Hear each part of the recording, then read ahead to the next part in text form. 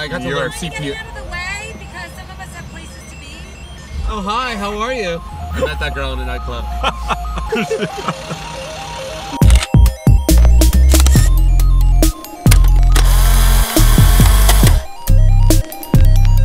Alright, welcome back.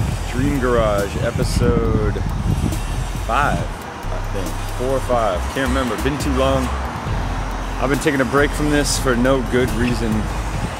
And I'm gonna try and bring back one a week starting right now.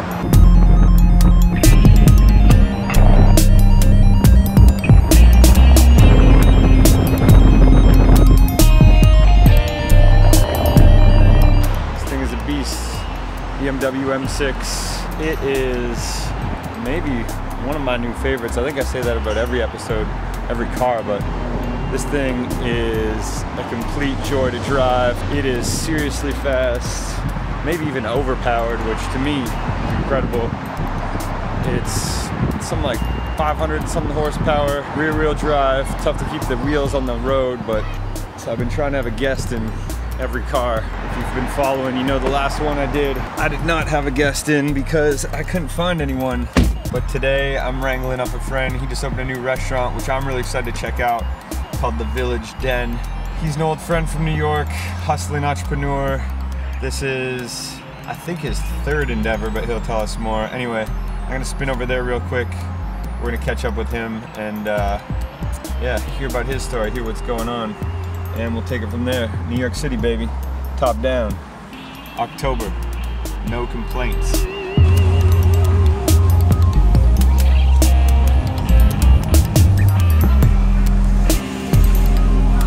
This guy's so busy. Restaurant owner. What are we eating? What's the move here? Yeah, maybe some Thai chicken? My first meal all from you. That's so nice.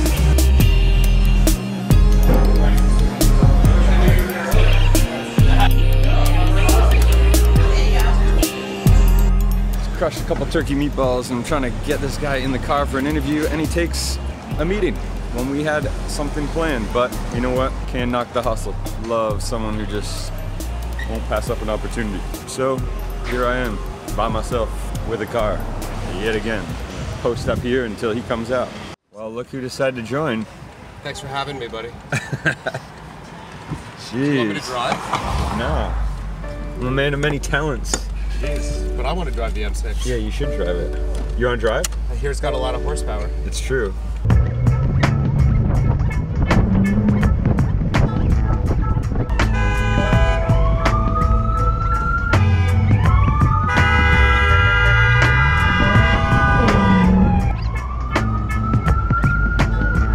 This man is one Eric Marx. He's not a legend. He's just a man trying to get by in New York. And he just opened that restaurant where I just ate, which is fantastic, which you're gonna give us the elevator pitch on. The Village Den is? It is a new fast casual healthy menu concept with familiar favorites done in a healthy manner. And I'm squinting my eyes. Yeah, where are your sunglasses? How are the meatballs? The meatballs, With the cauliflower rice. The turkey meatballs with the cauliflower rice were really good. I didn't get offered carbohydrate free, just want to let you know. Carb free. I didn't get offered a knife. So You did get offered a knife. I don't know if I did, to be honest. You did, and then you said, hey, I'll just eat the meatball all by itself. Yeah, I thought the fork was going to be a little more, you know, unflexible, supportive. So I decided to get Eric in this car today because, one, Eric likes BMWs. I know that. I love a beautiful day in New York, though. Yeah, top down. But gonna ask you a little bit about your story because I know you love talking about yourself. Hate talking about myself. So Don't you want to talk about me and then like I could just fill you in? Yeah. You are from where? From New York. Born and raised. Born and raised. A rare breed, as a lot might say. It's a great city. It is a great city. Hard to leave. Very tough to leave. You got into hospitality because you were the lord of the nightlife when I met you. Well, that's because I said to myself, I can't sit in a cubicle all day, so what can I do that I don't have to sit in a cubicle all day? It's true. So I started cooking in restaurants. Somehow I got sucked into Wait, you nightlife. cooked in restaurants? I cooked in restaurants. I didn't know that. Where'd you cook? Le Côte Basque in New York City. What's it called? Le Côte Basque. I don't know. It's an old New York staple. Is it cool? Yeah. All right. What did you do? What'd you cook? Like you were like a line chef? Yeah, you know, I was a prep cook. I would have to come in, it's 5 o'clock, 6 o'clock in the morning, and then I would have to prep lunch, and then I would plate lunch, and then eventually I was cooking for dinner, and that was a real promotion as an intern. Yeah, I bet. I had some plates. Mom, I got moved up to dinner. It's even more stressful. I had some plates thrown at me from the French chef, but Yeah, it was, you did. It's a great learning experience. I once worked in a kitchen. What happened? I was cleaning dishes in a conference center in Whistler for a free ski pass. It was so dark. I did it for free lunch and free dinner. Did you? Yeah. Oh my god. I went from cooking in kitchens to working for Randy Gerber at the hotel bars. Damn. Gerber's kind of part of my story too. I love that. How's he part of your story? He told Roy from Pop Burger while I was DJing on a Monday night that this kid's great and he wants to hire me. So then I got moved to Saturday night or Friday nights because of that. Oh wow. Because he was like, "You're not taking him. I'm moving him to Fridays." And I was like, "Thanks, Randy." So you went to Stone Road? I went to Whiskey Blue. They had a place under bar, Cherry. All right. Before your time in New York was Yep. all red. Fitting for this. For this car right here. Yep. Stone Rose. Stone Rose. That's what I knew about. And then we opened. Then I left and I opened 10 June with Eugene and Mark. All right. And that's when it all started. Amazing. Went all uphill and downhill all at the same time. So for you that don't know, 10 June, when I moved to New York, was like the club, the big club where everyone just went and got absolutely annihilated. And It's the place to be. yeah, It's a good it was time. amazing. You learned a lot, I'm sure. I enjoyed going to work every day and hanging out with all my friends that used to come and visit me. Yeah. How many of those were real friends? You know, it's not many that I talk to anymore. Well, I talked to basically none of them. I talk to you still. Yeah, well, we didn't even meet there, so. No, we met at SL, I think. We met at SL, which was the second iteration of 10 June, basically. Yeah, it was. And, That was also a good time, and all my friends used to come and visit. yeah. So I went to SL one night, met this guy at the door. He like hosted us. I was just with a friend, and I thought he was like super Mr. Cool guy. He had When I all. stopped wearing suits. He stopped those wearing days. suits. Yeah. He had all the plugs, knew all the girls, had access to the bottles, the sparklers. But nightlife is a dark industry, as I know. Absolutely. It's terrible hours. I couldn't even imagine owning a place or managing. I would go to work at 11. You guys already been there for hours. Oh yeah. And then I'd leave right at 4:30, and you guys would have to cash out, shut down. I would get into work around noon or 1 o'clock, and I would leave at 5 in the morning. Oh my god. And I would Tough somehow hours. try to work out in between. Yeah. But like, what would you say you've learned the most from those? I mean, you learned a lot about yourself, obviously, what you like, what you don't like, what you want to be doing with your life and what you don't. But you know, as far as like the entrepreneurial hustle, what did you learn there? Right? Yeah, I enjoyed working, you know, with everyone that I worked with over there. I enjoyed learning from them, different styles. And I wasn't sure if I wanted to stay in nightlife, but I knew I wanted to stay in hospitality and take care of people. I like that. So Whatever one of your form that ended up being. one of your big goals still then is like actually taking care of people. Yeah, absolutely. Interesting. Whether it's, you know, throwing a party, throwing a dinner, or like our medicated dinner we're doing. Just plug. Or- or this new, At the Village Den. Everyone. or this new quick service fast casual Village Den spot I just opened.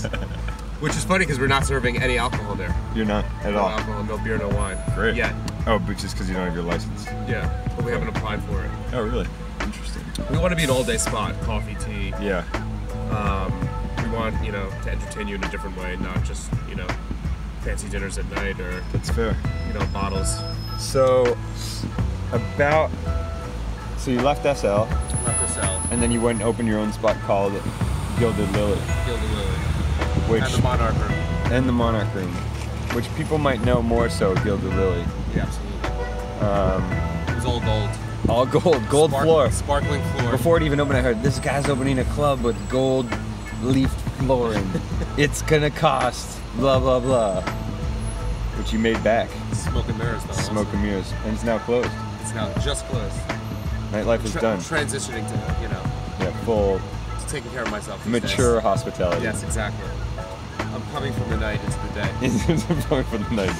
Talk to me about high school. Oh, you lived in New York. Did you? You're from Long Island. I'm from Long Island. Yeah. Just outside. So you had a car growing up. I had a car. I used to drive everywhere, including the city. What car did you have?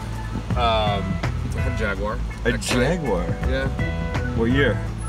It was 2000. Was it your parents or yours? No, it was mine. Did your parents give it to you or you like bought it? That was a mutual relationship that we had going on. It was an agreement we made. It was mutual. I worked from the minute I could get working papers. I started working in retail. Doing what? Selling sneakers. All right. At the Athlete's Foot, at the Americana. Really? Yeah. So you had some cash. I had some cash. Did you maybe paid for gas, or did your parents have a gas card? Do you ever have the Bluetooth mobile? Yeah, the little yeah. touch it on the thing.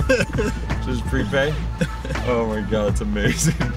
So, what color was the Jag? It was black on black. Yes. Rightfully so. Yeah. All right. So you had a bit of style in high school. Yeah. And then I went to school in Syracuse, and I drove that to Syracuse as well. And it was 4-wheel drive, which is important Really? because there's a lot of snow in Syracuse. Did your hair look this good in high school? I had long hair in high school. I've always tried to keep it long. If you have it, might as well Yeah, you might as well show keep it off. So what were you listening to in the car? Old school kids. Yeah, tell me. It's like 20 years ago. I know. Why are you gonna date me like this? You just dated yourself and you said 20 years ago. Edit that out. Edit that out.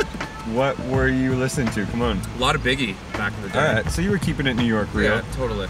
All right, that's fair. Maybe a little Tupac when no one was listening. You know? Just trying to keep West Coast silently. Yeah. Just so people didn't get mad at you. them both, you know. Like put the windows up, play the Pac, Yeah. put it down, play the Biggie. I was also a volunteer fireman, so when I would go to fires, I would listen to Biggie. When I was by myself, I listened to Tupac. Is this true? Yeah. You were not a volunteer fireman. True story. I feel like you're just selling this in case women are watching because you're single and you Swear got to God. great hair. I swear to God. You're a volunteer firefighter? Yeah. Did you ever go to a fire? Yeah, plenty. Really? A lot of car fires in Long Island on the Long Island Expressway. So, hold on. This is amazing.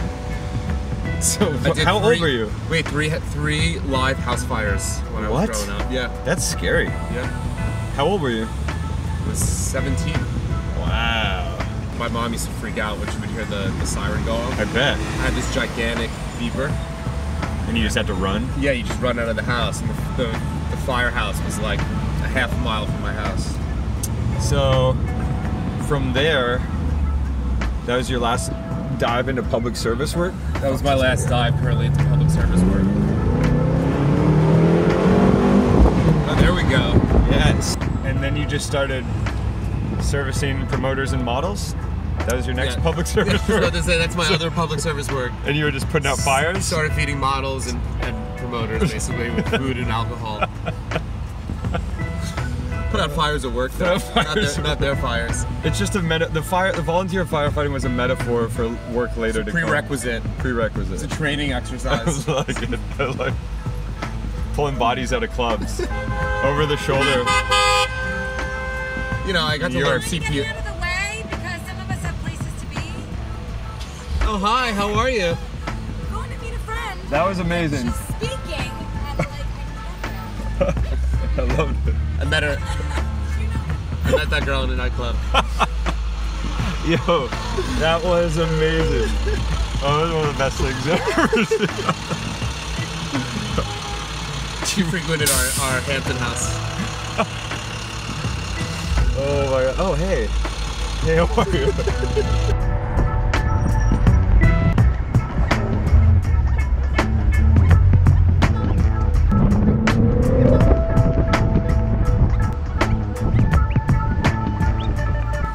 Alright, so where do we end? You were dragging bodies out of clubs, right? Out of fires and clubs. Out of fires and clubs. I was learning CPR and giving CPR. Putting out fires. Giving CPR after learning. Any chest pumping? No chest No pumping. chest pumping. Just fist pumping. Just fist pumping. What was your preferred music to play back in the day? Oh, it was a mix between like all sorts of weird shit, from remixes of like MGMT to like Cut Coffee. Whatever. It's probably the reason I didn't get hired back there again. You must have listened to rock or something along the way. Rock. Yeah, but like in the car. Bruce Springsteen. What if you Rolling like brought a Stones. girl in the car? You played like Biggie. That was it. Me too, kind of actually. Yeah, I was come playing on. like Outkast and Biggie and stuff. Maybe some top 40 from back in the day. Fair. Radio was big back in the day. It was. I don't think radio even comes in cars anymore. Serious. Serious? Oh, I guess serious. More of a Spotify person now. All right, so. Oh. Hello? Taking calls. Yeah. I need a ride. Alright, swung by our boy Max's store real quick. Mutual friend. What do we think? We missed the security guard passed out in the back of the bedroom. Security guard passed out. Oh man, public school. If you don't know it, get in here. I don't know what the address is, but it's on Howard Street. This guy got his friend to curate the low life exhibit. Wild in here. So happy being. Gifts. He's so happy to be at Village Den. It's ridiculous. Like. Damn. Never ends, bro. Later, bro. Good chat. Try that ice cream. Geared up. No ticket. No ticket. Back in the whip. Glad we chose a Friday afternoon to do this. Yeah, we got to spend some extra literally time in just the car been together. sitting in traffic. Yeah, what do we talk about? Music. We talked about jobs. I guess like food. Yeah. Tell us what do you like to eat, Brendan? What do I like to eat? My favorite thing in the world are nachos. Oh wow. Yeah, like the dirtier the better. I think dirty nachos are the best. I like. You know what? I like good soup. Soup? Love some good soup in the winter. Really? Like what kind of soup? It's chicken matzo ball soup. All right. Maybe some split pea soup. Mushroom barley. I think if I go soup, I like a really hearty tomato Oh yeah, party tomatoes. with like Great. hot sauce. With or without cream. No cream. I like how it looks with the dollop, but I don't really want it in the. Do you like tacos? Love I think tacos. Mexican's One of my favorite cuisines too. And sushi. Yeah, food. We bond over food. Eric and I eat a lot. Well, wine. Love actually. wine. Eric's a big wino. We should I'm set up learning a another lot. wine dinner. Yes, we should do a wine dinner. I'm going to a wine launch next week. Wine auction? Where? At the Standard. No, like a launch of a brand. All right. Well, I don't know if there's much more to talk about. This man is single. Ladies, if you're watching, Single and mingling. I'm gonna leave his Instagram handle right down here. So you better get at him. Also, Village Den down here. Come visit us. If you're in New York. So guys, this is what happens behind the scenes. When the driver gets out of the car, this is what's going on. Welcome back, Brendan. Thank you. We should fill up the back seat. We should have. I know, we should have got some people in We here. should have got some people in this Cameo? one. Yeah. So what's next for you, Marx? More importantly, what's your favorite neighborhood in Manhattan? I'm gonna do the interview right now. Good. My favorite neighborhood, I think, is Tribeca. So I mean, you're- as like an outsider from New York, like, the idea of living in Tribeca is just like, I made it. But I just think it's cool. It's got like big, lofty, old industrial style living, I agree. I like Gramercy also. Yeah. Centrally located. Centrally located. Gramercy Park is great for many things. So now that you're homeless and you're living out of a suitcase, a box, in a in a hotel, do you think that you're gonna move to Tribeca? I would, but I'm trying to work on a more interesting project. Can't wait to hear about it. Yeah, I know. I can't wait to tell you more about it. I mean, you know about it, but I just really can't speak in public about it. I hear you. I get it. You shouldn't talk about things until you sign a piece of paper. Until the money's in the bank. I'm not there yet. All right, Eric. So it concludes our session.